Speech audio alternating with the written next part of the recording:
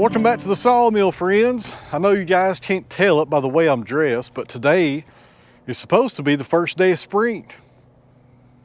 Doesn't feel like spring yet here. 35 degrees and the wind, as my mama used to say, will cut you in two. And if anybody out there is curious what I'm drinking today, this is blueberry pecan coffee. I get this at Farm Focused. That's also the place where I get my sweatshirts and my hoodies and all that stuff done. There's a link down below. I don't make anything if you buy this coffee, so this is not sponsored by them. But I do make a little bit of money if you buy my shirts or my hats. But for you guys out there who like to drink coffee as much as I do, give this stuff a try. I drink it every day. It's really good. And if you're going to buy some coffee, you might as well go ahead while you're on that website and buy an Out of the Woods t-shirt or a hat or a hoodie or a sticker. Might as well, the shipping will be the same. All right, guys, I've done some prep work up here on the new equipment shed for the excavator and all the farm tractors. I got all this cedar moved out. I need to bush haul that, and I'll probably do that tomorrow. I got some manure over here with some wood chips and some sawdust. This right here needs to go to the compost pile. Need to move that out of here. And the only thing left to move is that stack of black walnut back there, and those are kind of smaller. We'll be doing 4/4 boards on those. And right beside the walnut is a stack of white pine, and I've had these logs on the ground probably longer than I should have, and I don't even remember those two right there. Look at those monsters. Those are probably 8-footers and maybe 24 inches on the diameter. I don't know where those came from. I can't remember getting those in here. Sometimes tree guys drop stuff off when I'm not here. That might have been the case right there, who knows. But these logs look kind of rough, but there's probably gonna be some decent lumber in them once we put them on the mill. And right here's the walnut I just told you guys about. 4/4 boards on all of this except for this one right here in the front, because, you guessed it, it's got a crotch right there on the other end. Probably do 9/4 slabs on that one. Should be some really nice clear lumber in a lot of this walnut here. The ones on the top are pretty low grade, but the ones toward the bottom should be really nice. So the building is going to be 25 by 40, but it could be 25 by 50, and that's going to depend on this slope right here, because it goes downhill and it keeps on going down there to the bottom where the creek is. And if it starts getting real steep on this bottom side, I'll probably stop at 40. But if it's not too bad, I'd like to go 50 if possible. And I'm not going to know that until we start cutting into this dirt and seeing how everything looks. And I did buy me a transit a few weeks ago, so hopefully that's going to make this a lot more accurate instead of doing it by eye. And a little disclaimer, I've never used a transit, so I need to study up on how to use one of those. But I think it's going to be good up here, guys. I think it's going to be a great place for an equipment shed. I'll have all the tractors up here and the excavator and a lot of my attachments as well. All right, guys, so here's what we're looking at. There is a fence, or what used to be a fence, right there behind those logs. It's mostly black locust post with barbed wire and all kinds of junk on it. We'll have to demo all of that, but that's the property line. And I'm going to come 5 feet off the property line and start my grading to get down to grade. And I'm not sure how much dirt I got to remove to get down to grade to where I'm standing right here, but it's probably gonna be quite a bit. Now, since this is an agricultural building for farm tractors and attachments, I don't have to get a building permit, nor do I have to go by the building permit standards for my county due to the great laws of the state of Tennessee on agricultural equipment. Meaning, if you're in the state of Tennessee and you're in the business of agricultural, which we are with chickens, we're gonna have some cows here, some pigs, and the sawmill. If you put up a building for agricultural means, for tractors and stuff like that, you don't have to get a permit, and you can pretty much put that building anywhere you want to put it and as big as you want to put it, as long as you're not in a restricted neighborhood. That right there would probably trump as far as that law goes. But if you're in a rural area like I'm at, you can pretty much do whatever you want as long as you're in the business of agriculture. So I talked about this on the live on Sunday night, and if you're not watching our lives on Sunday night on this channel, I try to do it every Sunday night at 8 o'clock Eastern time for about 35 to 40 minutes. So if you don't have anything better to do on Sunday night, come over here to the channel and I try to answer everybody's questions, or as many of them as I can. But I talked about this Sunday night in my big announcement live video. I got a very large black walnut log that will be here within 2 hours. And if the dimensions are correct, and my buddy usually gets his stuff right on the money, it's a 20-footer. And I'm not sure what we're gonna do with it. We'll have to talk about that later. But before he gets here, let's work on some more of this cedar. So if you guys recall, in the last video, this cedar right here had some metal in it, and I went ahead and cut it off and got rid of the nails, but I need to reduce this down to a standard 4x4. All right guys, before we get to sawing, I need a new blade. That last one hit all those nails and it took the teeth right off of it. So I apologize for turning my back on you guys, but that's the best camera angle that I could get back here in this part of the building. And if you're wondering what kind of saw blade I'm running today, this is 1.5 inches, 0.55 on the thickness, silver tip, Turbo 7. And even though most of you guys have heard me say this 1,000 times, I have to say it in every video because I still get people to email me and ask me. These blades come from Joe, Maine, and if you want to try them out, give him a phone call. His cell phone number is in the video description. He ships these out of southern Georgia, really close to the Florida state line. And no, I'm not sponsored by Joe, Maine or his company, but he does take me out to eat sometimes when he comes through here, which I'll take him up on that offer every day. And something else I failed to mention the other day when I was talking to Joe, he's now selling Wood-Mizer parts, but it depends on what state you're in. So if you're in a state that also has a Wood-Mizer independent dealer, he probably can't sell to you because of the dealer's contract with Wood-Mizer. But if you're not in one of those states, you can save the parts. So having said all that, next time you're buying blades from Joe and you need some blade guide rollers or maybe a belt, I buy these belts every time I get blades, it seems like. See if Joe can sell you those parts and ship them with your blades. It'll probably save you some money on the shipping. But like I said, it depends on what state you're in. And I need to start doing this more as far as showing off this sawmill and the different parts of it. When I talked about the belts, it's these belts right here that ride in the groove of this blade. See that belt hanging? It's supposed to be like that. Some people get sawmills and they see these belts hanging right here and they think that's a problem. They're not supposed to be tight on your wheel. They hang loose on your wheel, and that's the design of them. But if you're going to be ordering blades, man, it's really hard not to buy belts just about every time, because I go through these things and I switch them out a lot, but they're always good to have in stock. I probably have 10 sets laying around here. And for you guys out there running sawmills, it is so important to have spare parts in stock all the time.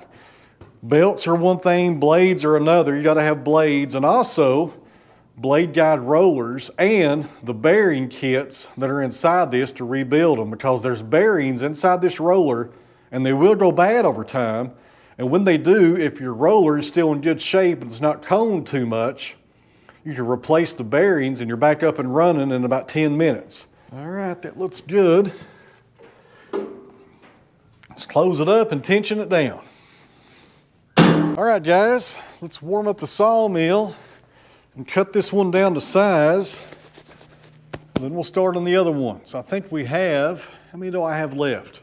Looks like about 8 cedars left to saw up.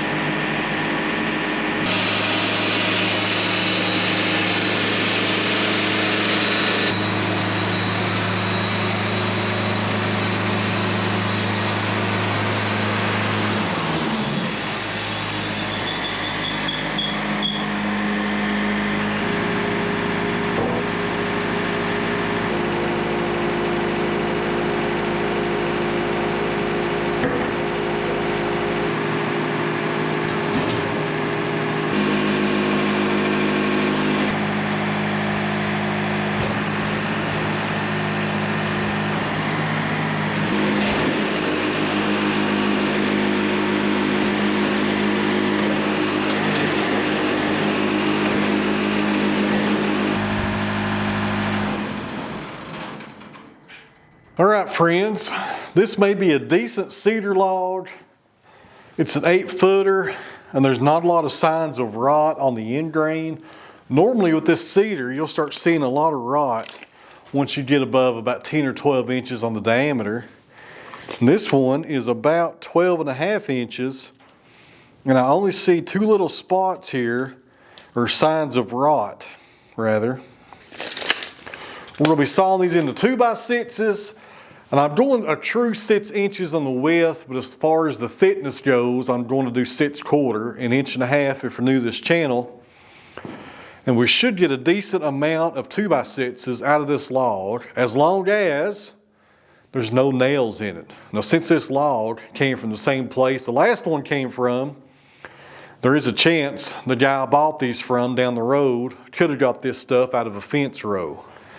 And if I start hitting metal on this one, that's pretty much going to tell me that the rest of these logs probably all came from a fence row, and I'm going to have a long day ahead of me. But that's okay. And when it comes to Eastern Red Cedar, that's just the way it is, it seems like. Your best cedar, it seems like around here, grows in fence rows. Just part of it. But let me see what time it is. It's 3 o'clock, and my buddy should be here any time with that 20-foot walnut tree. And as soon as he gets here, we'll stop and get him unloaded. But I think we can maybe get a few cuts made off this log before he gets here. You guys hang in there.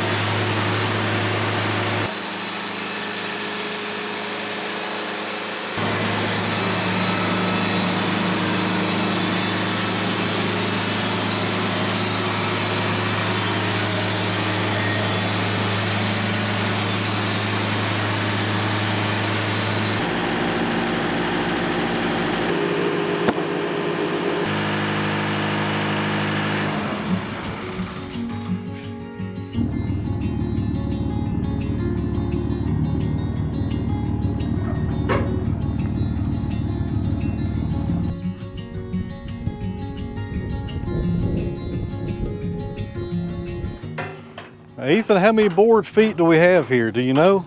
All right, so Ethan says it's about 1,000 feet, and the 20-footer is right here in the middle. Are you guessing 20 foot, or did you measure it? He says it's at least 20 foot right here in the middle. That's a whole tree pretty much. You had to use a roll bat to get it? It's longer than a roll bat, man. Oh, yeah, it's pretty long. So based on what I'm seeing, the best log is right here on the top. 24-inch diameter and 9 feet long. That's a nice one right there. That's a really good saw log. Nice and straight. There's only one cap face at the bottom. Ethan, I'm trying to talk to the camera over here. Do you mind?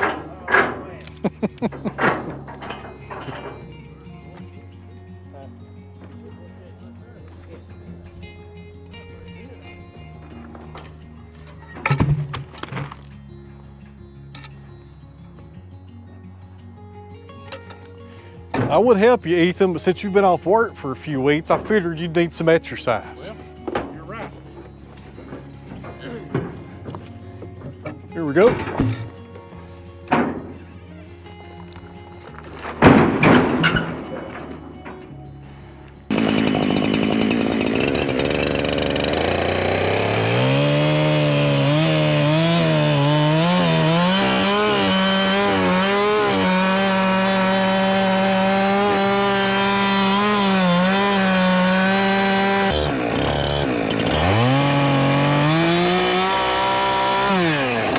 Mr. Presley, you care to grab my saw right there and move it back? I'd hate for Ethan to have to buy me a new saw today.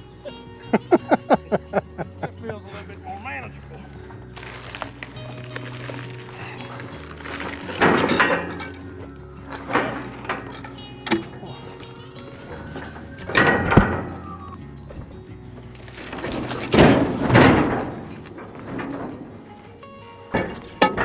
Wait, let me help you.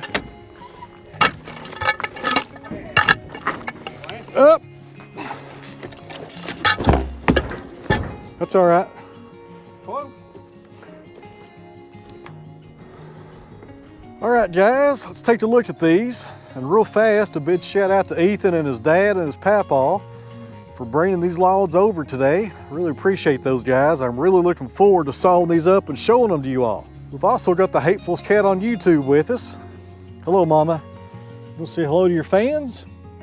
Maybe later? Okay, maybe later. So anyways, let's go over these real fast. All these are black walnut. That is a really nice crotch log. The diameter down here on this end, see if I can do this while holding the camera, 24 inches. And look at this one, guys. Look at the crotch on that one. That is gonna be something special right there, friends. Cannot wait to get this on the sawmill. Stuff like this really excites me, guys. That will be a really nice log. This one has a lot going on, guys. It's an 8-footer. We got a crotch right there at the top. Another crotch halfway up. And then a lot of stuff going on right here at the bottom of it. Over here we have another small crotch log. That's about a 5-footer. I'm not a real big fan of shorter logs, but when they have this on it, I don't mind as much. Now that one right there, I'm not sure what we will do with that. There is a crotch right there at the bottom, but it's kind of small, so I'm not sure. I'll have to get that on the sawmill and take a better look at it. All right, guys, look over the wind noise. If it's coming through the camera, I'm doing the best I can out here. This right here, friends, as far as quality goes, this is probably the best log overall. It's a 9-footer, limited defects. There's only one knot right there on the bottom, and the pith is pretty much centered on it. And Ethan also put some of these gussets on it. See that metal right there? That keeps it from checking real bad. I think you can get those at Lowe's for probably $1 or $2 a piece. He uses those a lot. But that right there, friends, is a really nice log. The diameter is 24 inches. And like the rest of these, I'll probably do 9/4 slabs on everything. Now, this log does have a crotch on the very end of it, but it does have 2 major issues. The first one is, I'm not sure how old this log is or how long it's been on the ground. And the other issue is that right there. And the last 2 over here was actually one. That's the one you guys saw me cut up with the chainsaw. So we got an 8-footer out of it and a 12-footer. And this was the 20-foot log I was talking about earlier. Nice and straight, and a giant crotch on this one. Check that out. That's 30+ inches on the width. Then over here is more of the same, guys. Another crotch right there on the side. And I'm not sure if the camera is doing these logs justice today, friends. These are some massive walnut logs. I think he said he measured them up when we got done unloading them around 1,000 board feet. That's pretty good. And for those of you that are interested, I didn't end up buying these logs. We're gonna saw them on halves. And for those of you that aren't familiar with that term, that's when somebody brings logs to a sawmill. And instead of paying the sawyer to saw them up, or the sawmill buying the logs, they saw them on halves, which means we saw up for a total yield, and I get half and he gets half. That's why they call it sawing on halves. Made sense, don't it? Better not leave my chainsaw down here. And I don't know if you guys can tell from the video, that saw is dull. Definitely need to sharpen that up tomorrow. Now we'll head back up here to the sawmill and finish up that cedar. You guys hang in there. Guys, real briefly, back up here at the sawmill, this is the cedar that we started on. It's looking really good, nice and solid, no voids showing up. It's set for right there, but that's not too bad. I've seen a whole lot worse in cedar. But this should be a really good log, friends. We should get a decent amount of 2x6s out of this cant. All right, so for those of you that are interested, I went ahead off camera and measured up those walnuts down there, and the board footage came out to 1,019 board feet. Ethan thought it was 1,000. I got a little bit more than him, but that's the way it goes when you're measuring up these crotch logs. Some people measure them differently. What I like to do is I'll take 3 measurements on the small end, halfway up, and on the crotch, and I average those 3 numbers together, and that's my diameter. That's about the fairest way to measure a crotch log I have found as far as the Doyle scale goes. If you measure it off the small end, you're not really doing yourself justice if you're buying those for the person that sold them to you, because it's going to be a lot less board footage than the crotch has on the other end. And I think for this video, I've said crotch way too many times. Let's get back to saw.